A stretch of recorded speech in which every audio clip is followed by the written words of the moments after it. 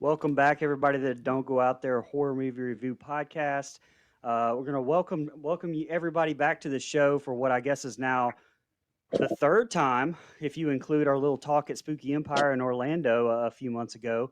The amazing Kathleen Kinmont. Kathleen, thank you so much for joining us again. How are you? Oh, thank you so much. I'm really well, and I'm happy to be back with both of you and your fan base, and just really enjoy you guys a lot. So thanks for letting me be a repeat offender.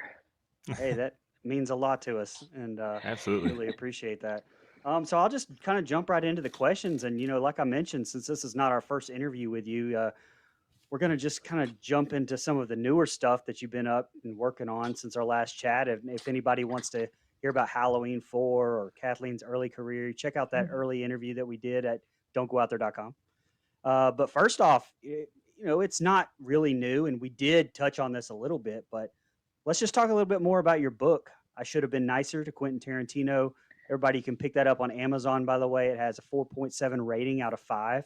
When we talked about or Wow. talked at Spooky Empire, I mean, you were considering maybe telling some of those stories on your social media, going a different route with that. I mean, have you thought any more about that? Yes, I've thought about it a lot ever since you guys actually really brought it up. That was your seed that you planted in the atmosphere. And I love that idea. In fact, I'm actually going to an open mic tonight at this place called the Peace Awareness Labyrinth Nice. Gardens, and I'm taking my book. I don't know how it's going to be received, but I'll read a chapter and yeah, just kind of take the pulse on that. But I think it's a really cool idea. I really do want to do that because there are 52 chapters and there's 52 weeks in a year. I'm a little bit behind. Oops. But I can always play catch up a little bit. And yeah, I think I mean, just to kind of, not read the whole chapter, obviously, but just Right. look at the chapter and just give a little bit of what that chapter means to me, like a minute of a reflection on that. And yeah, I think that's a really, really great idea. I think that it's a beautiful way to get the book out there. And it's also, um, it's another part of the journey for me as an author because I mean, you think about it like, how often do you really get to revisit that book? Unless it's made into a movie or a TV series or something and it has another shelf life to it. But, uh, yeah, and maybe that'll be the next chapter. Who knows? Right. And Kind of, you had mentioned that you were kind of, I guess, had written the book to begin with for your daughter, to read. yes. And so I think that's would be a fantastic way to save those stories, not only written but digital as well. So I Right, think that's right. that's a Yes, great I idea. agree. I think it's a beautiful idea, and it would certainly maybe propel my 19-year-old daughter into actually reading the book. But she's, like every other 19-year-old has their full life agenda. She's a dancer. And I really don't promote her on my own social media because I feel like she should have that that opportunity to promote herself the way that she wants to promote. Sometimes I feel like it gets into that sticky area of somebody who has a fan base and using that to kind of launch your downstream. And I don't know that every kid ever always appreciates that for one, because, it's like, it's not their fans, it's not their thing. But I also want to give her that privacy and that sacred opportunity to just create her own fan base. Right. She's going to have her own thing going. And I just so respect it and really just want it to be hers. And yeah, I see a lot of people promoting their kids and their babies and stuff, and that's one thing because they're still so little. But then I'm just always so, um, I'm always just kind of terrified of the element out there. Right. I As understand. people should be, I think. Right. Everyone, whether you're famous or not, you just got to be so careful about what you put up in a public forum of, this is the thing I care about most, Right. you know? Yeah. And I don't know, it kind of leaves you wide open to whatever dipshit is out there that wants to hurt Yes. you. So Yeah. even if it's a random dipshit, or it could be like a dipshit in your family or for a friend. I don't know. Whatever. I'm going way too No. deep. But No, yes. that's absolutely true. And someone who has kids, I worry about that all the time, so I completely understand. Yeah, Um, right. You become a parent and all of a sudden you're like, wow, I have primal Rocky Mountain Grizzly DNA. I didn't know that. Absolutely. Say, but thank you for instilling that awareness about my book. I really appreciate it because my book has never really gotten the push that it ever deserved. So right. Well, I mean, that's a good. not only just that book. I mean, you have other books like Magic and Beauty. I mean, is writing something that you're going to keep doing? Something to keep going with as a creative outlet. To kind of complement acting. And do you have any other books planned? You have a future with that going on? I have. I thank you. I'm really excited about both of them. I don't really have another one planned, but I would really like to uh, kind of trend on both of them. I think that Magic and Beauty, because it's my conception of the creation of the planet, which is a pretty big idea. And I don't think anyone owns the copyright to that. So we can pretty much riff as much as we want to on that concept. And but because the way that the Bible created it was 7 days, and all of these different things happened, throughout the course of that you could just kind of use that as a really nice template Right. for a series of the fish in the sea and the animals on the land and the birds in the air and then people. And I don't know, I kind of think that there's a shelf life there with some kind of animated idea.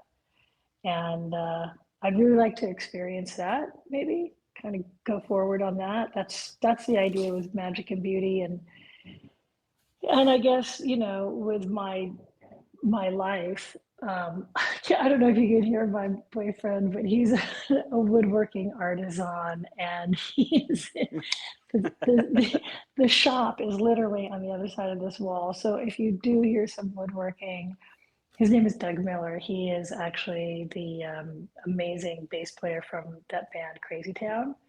Remember Oh wow. that That's cool awesome. band? Yeah. And yeah, he's really cool. And he builds guitars. So he's in the shop building guitars right now. So just creativity all around. Oh, you can even see the cool rainbow behind me. Magic and Beauty. Uh, my daughter put those filters over your windows so that the neighbors can't see, but the rainbows can. So the rainbows get in. Um, and with Quentin Tarantino, I think that's just life experiences and totally a random uh, a random template of things, topics that matter. Like my original template that I used for the book was from the prophet Khalil Gibran. So he had things that matter on forgiveness, on death, on birth, on marriage, on laughter, on and mine went further on.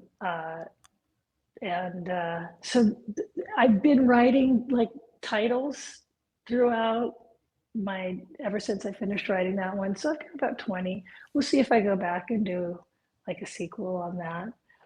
But Nice. I'm really, really story like idea creative, where I have scripts and they have nothing to do with these books, and Right. I have a pilot. I have screenplays for features. I'm writing a screenplay right now with my brother Matt it's the feature length to a short that I did called Mrs. Sweeney. And that starred my mom, and it's basically that grim fairy tale of that wicked old lady that lives down the street. Hmm. Stay out of her yard. Because she becomes like the witch from Hansel and Gretel, and your kids start disappearing. So what happens when you've got these really bored kids who need some outlets, and they start messing with this old woman? And the reality is, the elderly these days, you don't know who you're dealing with. You know, they could True. be they could be out of the Korean War, Right. the Nam War, Iraq. Pick a pick a you know Yeah. pick a gnarly scenario, and you might have that person living next door, loaded to the teeth. You know, so, and God love them. They're a red Right. blooded American who should be armed and dangerous and ready to fight to protect themselves and their property and their homes. And when people come and start messing with your home and your life, then you should be allowed to defend that. So, um, I'm not the only woman who feels this way. And I think that, we it's an idea that is definitely being tested right now, Right. and I think that people should be able to protect their situation. So I really went for it with this whole idea, and like what happens when kids get in over their head, and Nice. like, hey man, we were just ding dong ditching. What's the problem, right? Right. So, so there's kind of a lot of point of views on that, and then the short did really well. So I wanted we want to make it into a feature, and I'm writing that, and it's pretty scary, and it's pretty funny, and it's intense, and you know, kids and the elderly, and everyone in between. Yeah. You said your mom was in that. So did you write this part and draw from real life experiences, or is there some truth to this? Yes, there is some truth to this. We did some pretty naughty things when we were kids. And, it was before the cell phone. And I mean, all we had was Pong. So it got pretty monotonous. I mean, that was actually before Pong. We were so young, we didn't know what the hell we were doing. And Right. Right. we were just, being a little naughty with the lady that lived across the street, who my mom was like, oh, she's not a very nice person because she chased my brother off the grass with a broom, and he was like 3 years old and just learning how to ride a tricycle. So Wow. she kind of gave us a carte blanche to just be like, well, we don't like you, lady. You're the mean lady across the street. So we were kind of naughty, but yeah, there were some interesting pranks, but I mean, it never went to the level that we're taking it in this film. But it's definitely like it's next level. It's definitely Yeah. next level shit. But it's good. It's good. I'm excited about it, and yeah, I've got some great movies coming out, and I've just been really, and I've got this other pilot that looks like it's going to be shooting in March, and they've called me in for Awesome. that. We just did the cast photos for that at the beginning of the week, and that's exciting. Yeah. So, yeah, I mean, I could really fill my day if I tried to, but I'm Yeah. sometimes kind of lazy about it. And sometimes I just want to go and walk a labyrinth or something, just like I just need to unravel all the. Absolutely. So I really wanted to talk about the Black Mass. The story is close to us since you met, a couple of us in Florida, and Nico lives in Tallahassee. We're all Florida State fans. Tallahassee's basically a second home to the rest of us. You mentioned before about how it was important to you that this movie didn't glorify the serial killer. Can you talk about that some? Yes, I think that as an entertainer, or anyone in the entertainment industry, there is a huge level of responsibility. And if there wasn't, then we wouldn't have as many regulations as you actually have to pass through. And I think that sometimes because we want to get the story out there, we want to tell the story the way it was, you have to create a reality of what that was. So like in any documentary or any film, let's put it this way, any film where someone's going to be exploited, someone will be exploited, right? If a character has to experience being exploited, that human who's playing that character will get exploited. Very true. To do the part of being exploited. So there's a catch-22 there, right? Yeah. We're showing serial killing by someone who has literally zero empathy and just a sociopath. And how do you do that without inspiring others, I think, is really what it comes down to. And it has to be, I don't know, I guess like so disgusting is really what it comes down to. But I don't know, maybe like people that are super sociopaths watching that don't even feel like it's disgusting. So I don't know. I think that what helps is the awareness of allowing us to profile certain scenarios that are happening. Maybe not exactly a person per se, but certainly what's happening in this scenario and why do I feel uncomfortable right now? I mean, I say to my daughter, the most thing you can do right now at your age is just be so aware of your surroundings at all times. Exactly. And that means putting the phone down and checking out where's the exit upon arrival to everywhere. Right. Where's the exit? It's not just in the way I came in. There's got to be another one. Just like as a habit, where's the exit? Then 2, who's here? Who's here? Who's looking at me? Who's looking at me for a long time? Who's looking at me and giving me the frickin' EBGBs? You know, that takes literally 5 seconds to do that.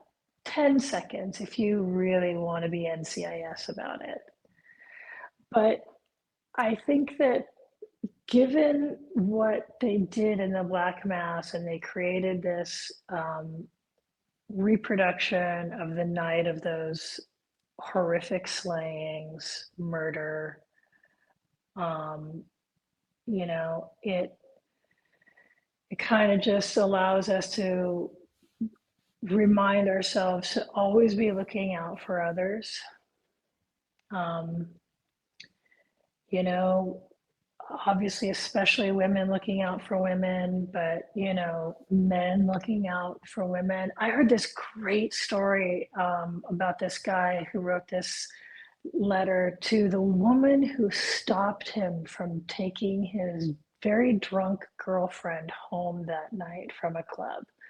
It was just this open letter. Dear girl who questioned me about my girlfriend and our relationship as I was pouring her into the car because she was too drunk to walk on her own. She said, excuse me, who is this to you? And he said, it's my girlfriend. She goes, well, I'm going to need to see some photos of the two of you together on your phone. Wow. I mean, the wherewithal to be that swift about it, to follow somebody out, seeing him carry a drunk girl out of a bar, and she has the balls to go up and say to some random stranger, I need to see that you have pictures of this girl on your phone as this is your girlfriend. Good for her, right? And good for him for having them. He was like, yeah, I sure do. But yeah, I just think that there's just, you know, they made that movie so horrific, so scary. I had to close my eyes and shut my ears a little bit. That's how scary it is. I mean, because for me, the only scary things that I really watch are documentaries. Well, That's that's as the scary as I scariest go. stuff, I think. It's the scariest stuff Yeah, out there. Yeah. absolutely. But like I understand the scripted scary stuff because it is important to tell these stories. But like I had just dropped my daughter off at school with, her three roommate dancer part, you know what I mean? It was just like, this is too close to home. I cannot do this right now. It was hitting me in a place that was so intense that I was just, I couldn't. And I knew that it's like, okay. And this is what happens. I mean, there were people in the audience that night at that screening, people that were part of that sorority. Wow. And Cannot imagine. so it's good that, like, great, you're telling this story. It's going to be a dialogue in some way, shape, or form. It will help women look out for other women. We can't stop this kind of stuff. How do you stop people that you don't know what they're doing in their basement? You can't. But you can be aware of what's going on when they submerge, you know, when they come Mhm. into society and you're looking around and you're paying attention to who's a creepo, who's following, who's being too freaking different. Sorry, you gotta blend. I like this. My friend got me this coffee cup. It says, "Be the kind of woman that when your feet hit the floor each morning, the devil says, 'Oh crap, she's up.'" That's good. There's so many horror alumni in that movie. A bunch that we've had on the show here: Lou Temple, Lisa Wilcox, Eileen Dietz. Could you talk a little bit about the cast and working with them? Well, I didn't really get to work with any of them, but I've worked with Eileen in the past, and Eileen and I share the same manager, and she's just wonderful. She's so much fun, so funny. And we didn't have any scenes together. Or Lou Temple, I love him. He's great. Yeah, Yeah, there was just I'm excited to always be in a cast that wraps other people around, the hmm same genre. And I did definitely get to see them at the rap party, which was cool. So that was fun. But yeah, Lou Temple's so cool. he's so cool. He's He is awesome. yeah, he really is. He is that drawl. Yeah, he talked about Yeah. baseball with me for like 15 minutes on a Saturday morning. It was awesome. So Yeah. Oh my God, I could talk baseball for at least 20 minutes. yeah. I have a whole chapter on it in my book, actually, Nice. Oh, on awesome! baseball. It's the best sport there is. Oh my God, high fiving you right now. Thoroughly agreeing. Yes, it really is. It's a culture, Yeah, and It is.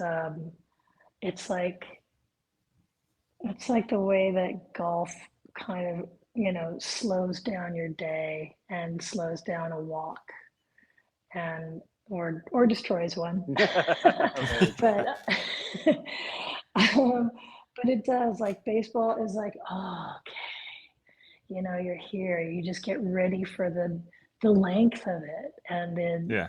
you embrace that part. It's like you're like hoping for extra innings sometimes on a Sunday afternoon, and it's just going great, and you're just immersed in the yeah, just the whole vibe. I love everything about it. But me, I grew up on Vin Scully, and Yeah. one of the Right. Rest in greatest peace. baseball voices. Oh yes, for sure. He was an angel. I caught a ball with my hat at Dodger Stadium.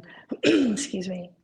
And Vin Scully was commentating over it, and it's That's pretty crazy. damn That's awesome. remarkable because he's That's like, awesome. "Oh, and a nice catch down there. Ha ha. Yes, indeed. You deserve a curtain call." Oh, he's like, "Aha, the old hat trick," because I caught it with my baseball.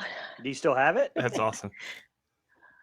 Oh, I do. I have the whole thing. I'll send Nice. you guys a piece of the video. It all got photographed because it was on Spectrum, Oh yeah. and oddly enough, I had a friend who was working in the Spectrum booth, And I get a text. The first text I get is, "Did I just see you catch a ball with your hat?" I'm like, "Yes, I did." And he's like, "Oh my God, I'm sending you the footage right now." So I had the footage Nice.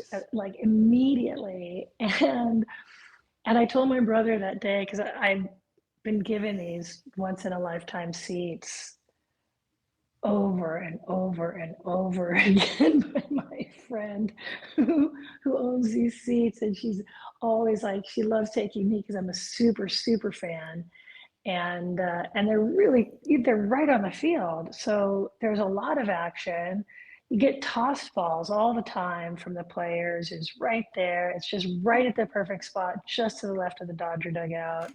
I mean, it was really just like such primo seating, but because it's so primo, there's a tremendous amount of action that hits those seats, especially if a Yep. lefty comes up to plate. You're like, okay, everybody, put your red wine down, you know?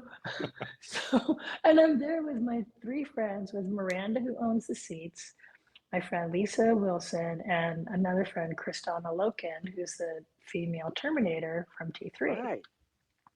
And she's literally drinking red wine. And you see it's like, oh, and one the count. Oh, and he flares one off third. Oh, and a nice catch down there. Of course, I've memorized Vin Scully's part, but I have, honest to God, one eye on Justin Turner and one eye on the ball, because I don't want to be that nationally televised idiot that's like, Right. hey, completely destroying a play. Right. Terrific. So I'm like, holy shit, he's not moving. Justin's staying there. He's like, I'm not taking it. And I'm like, oh my God. And I left my glove in the car. So I can't go back and get it, because you can't come back into the stadium once you leave. So I'm like, Right. oh my God, I caught the ball, because it just missed the edge of the thing where you can put your beer and stuff. So I caught it, and the first thing I did was look up to Vin Scully to see if he saw me do. That's an incredible Yeah, That story. is an incredible story. it's pretty And awesome. yeah, I mean, I guess we got on baseball through Lou Temple, through all these cast members, and that's kind of a good segue into my next question here. Something I've noticed at some of the cons, and I want to say you guys even spoke a little bit whenever you went on Danielle and Scout's show at Spooky Empire. There's this bond that so many women in this horror community have, and Halloween, yes, but it's not just limited to any franchise, really. I mean, can you kind of speak to that some? Because I know you are at the center of it. Yes. Well, we look out after each other because it's the right thing to do. And I think that we all share, I guess it's maybe like a trauma bond in a way, like this thing of where we know that you get hired because you're going to bring the vulnerable fear factor.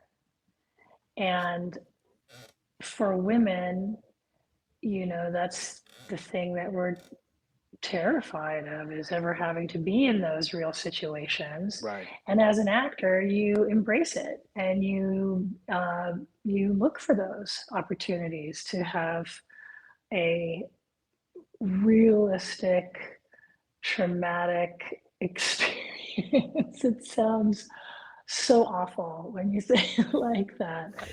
but you're signing up to bring a reality.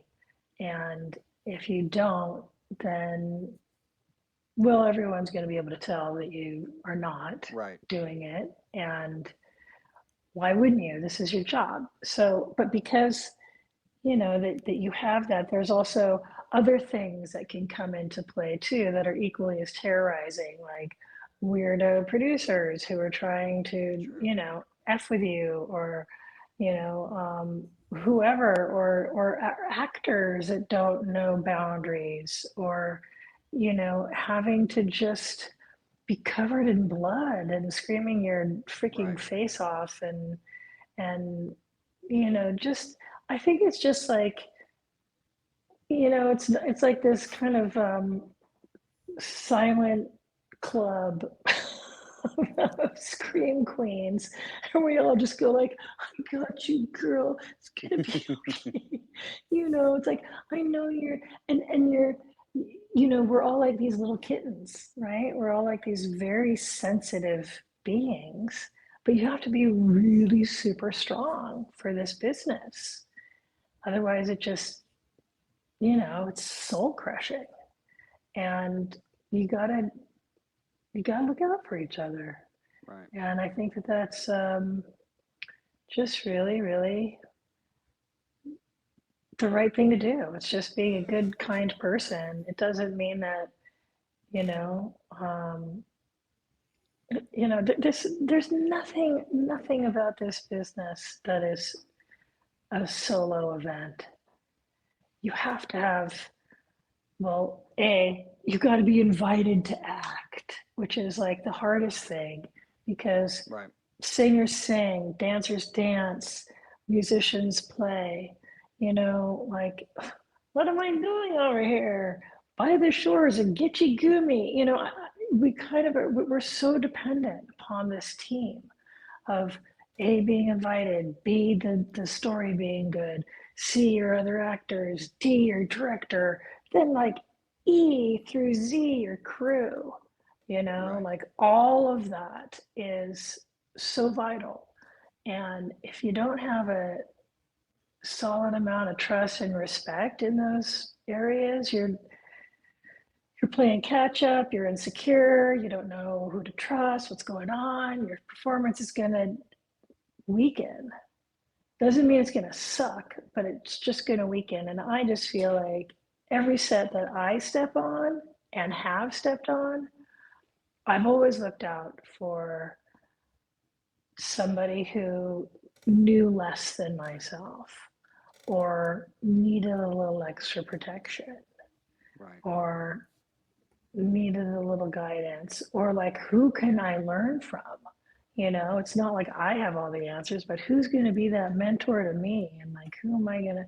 So I just think that and that's the way life should be anyway, on or off a set, you know, be kind, look out for each other. It's pretty simple. Right. And that's, kind of a great segue into my next question, because you and Danielle especially seem to share this bond because of you looking out for her on the set of Halloween 4, I guess, when it really started. And, I think she's talked about her first kiss even being at your home when she was younger. Can you kind of talk a little bit more about talk a little Yes, bit the to that first relationship kiss with you guys? Danielle and I shared was No, no. so.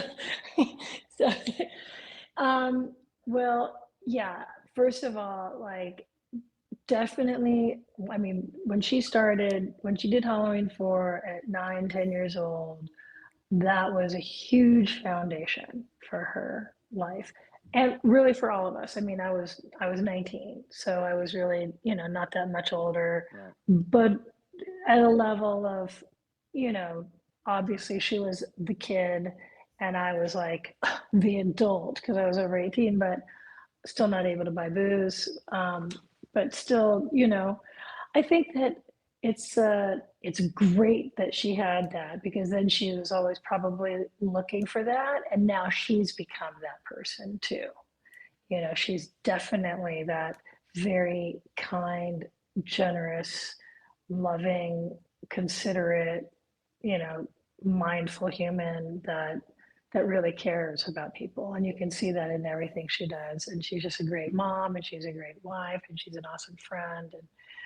But the first kiss was with her and AJ Lamas, Lorenzo's son, and I was his stepmom. So he was younger than her, and she gave him a kiss on the cheek. And that was what it was. It was like we had all gone horseback riding. I had taken everybody Okay. horseback riding. I'm a like massive equestrian, and I've been riding all my life. So I'd taken the kids horseback riding. We just had this great day, and had lemonade and made cookies, and everything was just like we were watching movies, and it was just like AJ was just like, so enamored with Danielle, which, by the way, I think every boy on the planet has always fallen in love with Danielle. She's just so adorable. And at that time, she was already like, see, I was married to Lorenzo, so I was like 24. So she was like 14. Yeah, she was like 14, 15. And he was like 12. Yeah, it was cute. And I actually had a Polaroid of it for the longest time. I might still have it I'm sure I probably have it in my storage somewhere, but he was like sitting on the couch, like, oh my God. And she's like, it was just so literally every boy's dream on the planet to be kissed by Danielle Harris after a horseback ride, lemonade, and cookies. It's a dream. That's a dream. That's right. You can go to And heaven now, AJ. No doubt. Too. Kangaroo Kids is another movie that I really like to promote, which is not a horror film, but it's a really cute film that I did last year with Branscombe Richmond, who is from Renegade. And it's on Sunstream, SUNN Stream, which is a new platform. And that's where Renegade is playing as well. So, so that's kind of cool. But that has, for some reason, they did not put me on the IMDb page on that one yet. But I made a call. There you go. Talk to us about some of the upcoming projects you have. I know you can't tell us a ton, but 2024 is looking to be a big year for you with some of the stuff that's coming out: Horntech, Bird's Eye Witness, Vice and Virtue. What are you most excited about and why? Well, I'm most excited about all of them. I'm mostly excited about the fact that I'm working a lot. Let's just say that, because I really made a conscious effort in the last few years to get back out there and just say yes, and that has really proven effective. And I'm always happy to work with friends, and getting to work on Kangaroo Kids was huge with friends. Firai Richmond, he is the director, and he's Branscome's son, and I've known him since he was 9 years old as well. So he was always on the set on Renegade, and that was really neat to now be directed by second generation. He's actually third generation entertainment industry. Oh, wow. And from Hawaii. So he's an islander that came onto the mainland and made a really cute children's film. But getting to work with Kristana Loken on Vice and Virtue, she produced the film. It's a really cool, trippy premise about consciousness, and these two characters, one is Vice and one is Virtue, and they are working this group of people who has been brought into a Russian roulette game, a game of Russian roulette, and trying to manipulate people's consciousness, and it's very cool. Bird's Eye Witness is hilarious, or we'll see, but I think it was going to be pretty funny. I mean, I hope. It's also going to be very crazy. This is about a woman who is married to a man who is I'm going to try and tell this without giving too much of it away. He runs a funeral home, and his wife, that's me, has been running a caregiving facility. And my caregiving has been going so well that nobody's dying because I've been crushing it. And so to start filling his funeral home, he starts killing my patients. And that's pretty cool, because I live at a funeral home with him, and those are really cool locations, mausoleums and cemeteries and stuff, which are always so uplifting and fun to shoot around. But very quiet. You can get the dialogue in places like that, no interruptions. Eric Roberts plays my dad in that, which I think is pretty cool because I'd just seen him in Babylon and he played Margot Robbie's dad. So I'm like, me and Barbie, we've got the same dad. Sisters. We're totally sisters. Margot Barbie. So that's a really cool one, Bird's Eye Witness. And then Horntack, which I also filmed in Kentucky, did some really good Kentucky filming. Kentucky has got a really great tax incentive with the Southern Kentucky Film Commission. You can get 35% of your film back like that, which is Wow. pretty remarkable for all those Yeah. independent filmmakers out there. Southern Kentucky Film Commission. Tell them Kathleen Kinmont sent you. So Horntack is this really cool horror film. I'm going to say horror film, but also a thriller. But I'll say horror film because, it deals with, one of my favorite documentary topics, which is the cult. And, just pick one. Just pick a cult, any cult. Right. It doesn't matter. Right. Just pick a cult. So my character was born into a cult and at 12 years old escaped with my boyfriend, who becomes my husband. And then, and they've got kids to play us younger, which is really cool. It's always fun. And my son, who I had was my husband, gets pulled back into the cult. And I have to go back and get him out. And that's pretty gnarly because they've been doing some heinous ritual shit that is creating some funky ass monster scenario and like some Nice. real evil, creepy ass shit. So people who like that kind of stuff, you're gonna get completely entertained on this one. Nice. And it's Wow. fun. I'm super action mom. Which I can still do, I'm not some wimp. I mean, I can still pretty much run. Pretty sure. Oh, Linda Hamilton Kinmont over here. That's right, damn it. Look at these guns. Look at them. They're cannons. Yeah. That's Seriously, they are. The cannons. I pity the fool. right. I know you look at me and you think Mr. T. Oh Yeah. yeah. Those are my gold That's chain. the first place I went. First place. When I took my glasses off a while ago, that's who I thought we were interviewing for a second. So Isn't it weird? I know, it's that filter. I do have to ask just one Halloween question. With all these different timelines and different directions that Halloween can go, it's kind of at a bit of a crossroads. I've seen a lot of support, even from Danielle and Ellie and Dwight Little, about a requel, a Halloween 4 Part 2 of sorts. What are your thoughts on that? Obviously, Kelly can't come back, but you could play a different character. I'm sure everyone would love to see that.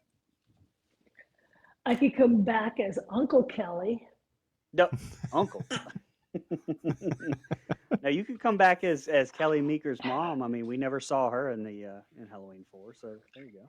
How about Kelly Meeker's really cool aunt? Oh, Yeah. even better. Right? Even better. Like her super hippie, pretty much MDMA out there. When people are like really like always kind of tripping in between here and there, anything can happen to that character. There you go. Whoa, what's that? I could just be like Uncle Keanu Kelly. You just want to go have fun filming. That's what you want Well, durr. to do. That was a pretty good I Keanu mean, impression. Thanks, bro. Yeah, I think that'd be really, really great. I've been wanting to get into into this Halloween franchise again, and I tried with what's that guy's name who directed the other ones? The Rob rocker. Oh, Rob Zombie. Rob Zombie.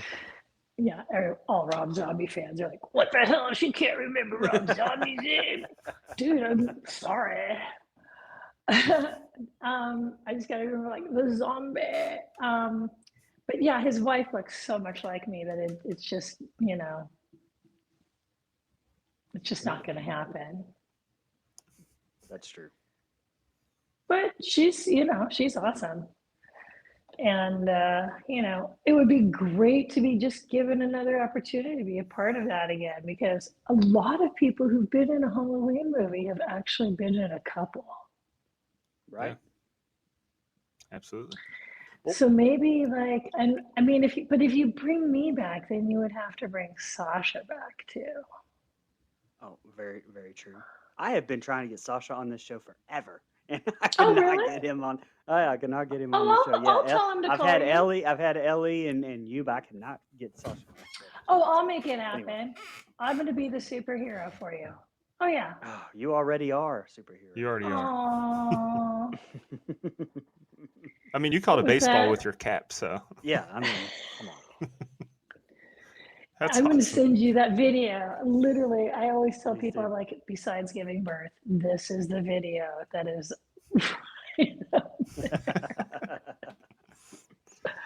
So you would Believe have it or no. not, I'm walking on air. I never There you thought go. I could feel so free. Remember that one? Riding a wave on a wing in a prayer. That was the greatest American hero. Who That's it. could it be? Believe it or not, it's just me. Nice. Very nice. Kathleen Kinmont, ladies and gentlemen. Oh my God, what's in this coffee cup? No, right, no kidding. No kidding. Well, What's we really great is will. that, yes. No, I was just going to say what's really great about coffee cups is you can literally put anything in there and nobody knows what the hell. No one's going to question And it they either. just think that never a question. Never a Just question. don't leave it empty and act like you're drinking, because that is like my pet peeve on movies where it's like you can tell that they're not drinking anything, and that just bothers me. I don't know. You know, that and pushing around a bunch of food on a plate. Oh, You know yeah. Big who Bang eats Theory is and bad for that. Gosh. oh yeah, Ooh. yeah. Well, Or when they got this big elaborate breakfast laid out and they walk in, they take one bite and they're out the door. It's like, what is that? every breakfast show ever. Yeah, exactly. yes. I love that. Truly. We have a scene like that on Kangaroo Kids. And it's me and the little boy who plays my son, and he's so adorable and cute. He's like 5 or 6, very young. And he's not feeling good in the movie. He's sickly, and that's my character is someone who doesn't care how much it costs, just get me the kangaroo. And my kid wants a kangaroo, get him a kangaroo. It's literally like Tiger King, but in a nice way. It's like, I don't care what that exotic animal's going through, get him over here. That's right. It's close enough to his habitat. We'll play some Crocodile Dundee, and he can hear some Australian people in the background. Anyway, it's just like so classic, but I'm so rich in this movie. This character is just filthy rich. And we have one of those scenes where it's just me and my teeny tiny little kid who are having breakfast at this outdoor patio scene. And there is literally like enough food for 10 to 15 people. Like, it's like I'm trying to murder this child with food. It seems like child abuse. That's what I said to the prop person. And she's like, you're rich. And I'm like, I know, but this is so wasteful. She's like, don't worry, the crew's going to eat it. And I'm like, I know, but the reality factor, I get it. It's a comedy, it's like comedy portions, Right. also known as Denny's. Right. Denny's on steroids, it sounds like. Comedy portions. Yeah. The French look at it and they just go like, Yep. Yep. Yeah, it's like revolting in mass. But anyway, yeah, I do love those scenes where it's so ridiculous with the food. But you guys, you are a feast, and I truly appreciate being brought to your table once again and being fodder for your feast. And this is really nice. So thanks. Yeah, Thanks Yeah, for the well, giving me thank the you so props. so much for coming on, pleasure is all everybody. ours. I should have been nicer to Quentin Tarantino. Go buy on Amazon right now. Thank you so much for joining us again. We really appreciate it. It's a pleasure every time. Thank you. Thank you so much. It was a blast. Thank you. Absolutely.